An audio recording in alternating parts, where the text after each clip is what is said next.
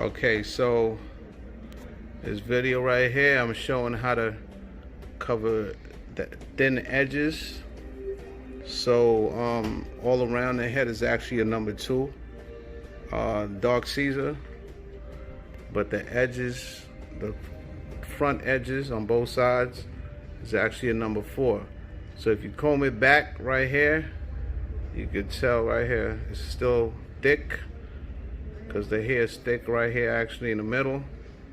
But if you comb the edges back, it's a little bit thinner. So basically, if you go to your barber and he cut everything back with the number 2, you're gonna get this. You're gonna get this right here, this look. But if you actually leave the corners a number 4, then you'll get this look. So all around is a number 2. All around right here is a number 2. But just in this area right there, this should be a number 4.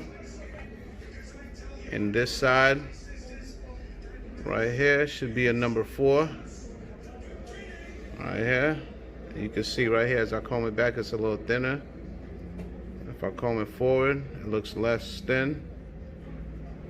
So, you know, just a little bit of tricks for y'all to actually go back and tell y'all barbers or show y'all barbers.